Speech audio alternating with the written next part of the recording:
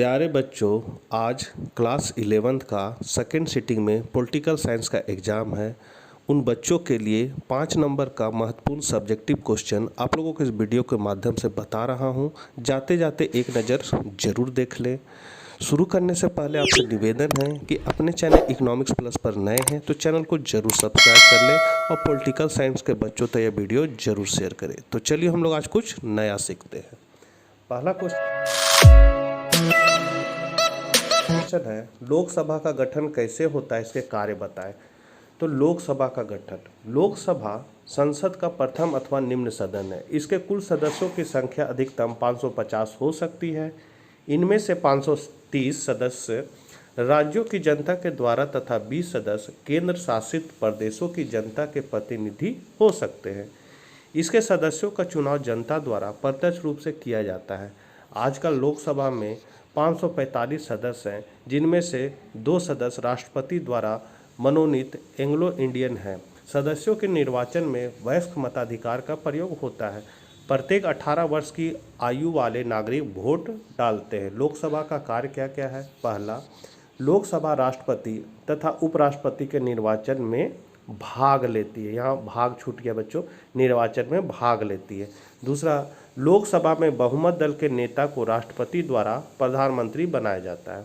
लोकसभा लोगों की सभा है। लोगों के कल्याण के लिए यहाँ अनेक प्रस्ताव पास किए जाते हैं। दूसरा है, भारतीय संविधान में दिए गए मौलिक अधिकारों की विशेषताओं की व्याख्या करें। तो भारत के संविधान के तीसरे भाग में नागरिकों के मौलिक अधिकारों का उल्लेख किया गया है और संविधान द्वारा उनकी केवल घोषणा ही नहीं बल्कि सुरक्षा भी की गई है। भारत के संविधान में मूल अधिकारों का वर्णन केवल इसलिए नहीं किया गया है कि उस समय यह कोई फैशन था, बल्कि यह वर्णन उस सिद्धांत की पुष्टि के लिए किया गया है जिसके अनुसार सरकार कानून को अपने अनुसार कार्य करे, न कि गैर कानूनी तरीके से। उनकी संविधान में जो भी मौलिक अधिकार घोषित किए गए हैं उनकी कुछ अपनी ही विशेषताएं हैं जो निम्नलिखित है। पहला, व्यापक और विस्तृत। भारतीय संविधान में लिखित मौलिक अधिकार बड़े व्यापक तथा विस्तृत है। इनका वर्णन संविधान में तीसरे भाग की 24 धाराओं एक्ट 12 से 35 में किया गया है। नागरिकों को 6 प्रकार के मौलिक अधिकार दिए गए हैं और प्रत्येक अधिकार की विस्तार से व्याख्या की गई है। दूसरा है, मौलिक अधिकार सब नागरिकों के हित के लिए है। संविधान में दिए गए मौलिक अधिकारों की यह विशेषता है कि वे भारत के सभी नागरिकों के लिए समान रूप से उपलब्ध हैं। ये अधिकार सभी को जाति, धर्म, रंग, लिंग आदि के भेदभाव के बिना दिए गए हैं। तीसरा क्वेश्चन है, मौलिक कर्तव्य क्या है? तो संविधान में आधुनिक कर्तव्यों को अंकित किया जाना एक प्रगतिशील कदम है। मौलिक कर्तव्यों का निम्नलिखित महत्व है। जैसे मौलिक अधिकार है उसी तरह मौलिक कर्तव्य भी है। पहला है, मौलिक कर्तव्य शून्य स्थान की पूर्ति करते हैं। मौलिक कर्तव्यों को भारतीय संविधान में सम्मिलित करके रिक्त स्थानों की पूर्ति की गई है। दूसरा है, मौलिक कर्तव्य आधुनिक विचारधारा के अनुकूल है। मतलब 42वें संशोधन द्वारा मौलिक कर्तव्यों को भारतीय संविधान में अंकित किया जाना आधुनिक विचारधारा के अनुकूल है। आधुनिक विचारधारा के अनुसार अधिकार और कर्तव्य एक ही सिक्के के 2 पहलू हैं। अधिकार और कर्तव्य साथ साथ चलते हैं। तीसरा है, मौलिक कर्तव्य संविधान के उद्देश्यों की प्राप्ति के सहायक हैं। तो संविधान, यहाँ संविधान हो जाएगा, गलती लिखा गया बच्चों। संविधान की प्रस्तावना में लिखित उद्देश्यों की प्राप्ति तभी संभव है जब सभी नागरिक अपने कर्तव्यों का पालन करें। चौथा है, मौलिक कर्तव्य विवादहीन सिद्धांत है। तो मौलिक कर्तव्यों के बारे में राजनीतिक विद्वानों के पृथक पृथक अथवा विरोधी विचार नहीं है।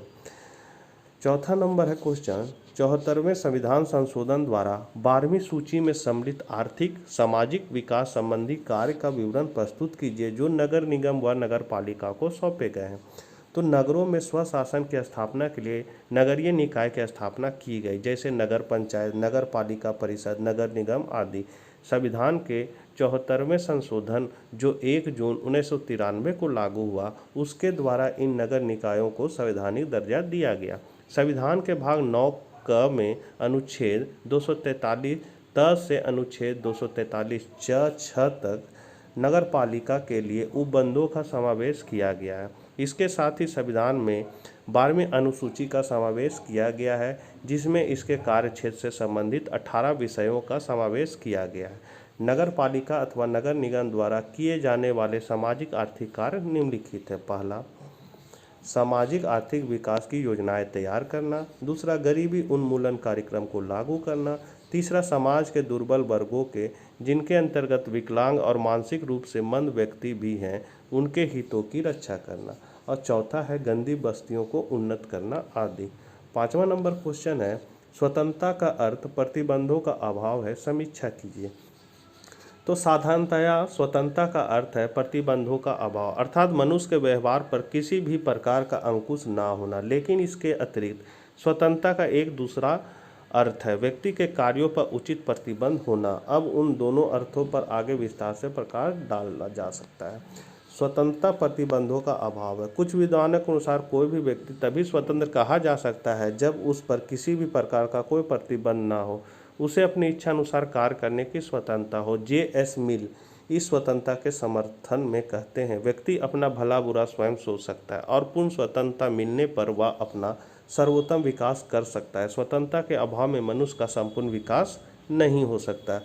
दूसरा, धारणा के व्यक्ति का कहना है, व्यक्ति के कार्यों पर उचित प्रतिबंध होना। ऊपर के अध्ययन के आधार पर यदि यह कहा जाए कि मनुष्य के किसी भी आचरण पर कोई प्रतिबंध ना हो तो यह उचित नहीं, क्योंकि प्रतिबंध के अभाव में सर्वत्र अराजकता फैल जाएगी। शक्तिशाली वर्ग निर्बलों और कमजोर वर्गों का शोषण करने लगेंगे। इसलिए स्वतंत्रता पर कुछ न कुछ प्रतिबंध अवश्य लगाने चाहिए। उचित प्रतिबंध अत्यंत जरूरी है। उचित प्रतिबंधों के कारण ही समाज में शांति और व्यवस्था बनी रह सकती है। लास्ट क्वेश्चन है बच्चों, केंद्र व प्रांतों के बीच कार्यपालिका संबंधी संबंध समझाइए। तो केंद्र व प्रांतों के बीच कार्यपालिका संबंधों का वर्णन निम्न है।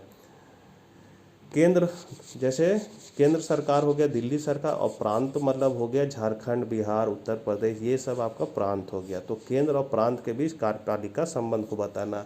पहला है, संविधान का अनुच्छेद 257 में कहा गया है कि राज्य अपनी कार्यपालिका शक्तियों का प्रयोग इस प्रकार से करेंगे कि केंद्र की कार्यपालिका शक्तियों से टकराव ना हो। दूसरा, केंद्र राज्यों को कोई भी ऐसा निर्देश दे सकती है जो वह भारत सरकार उन परिस्थितियों को समझती हो।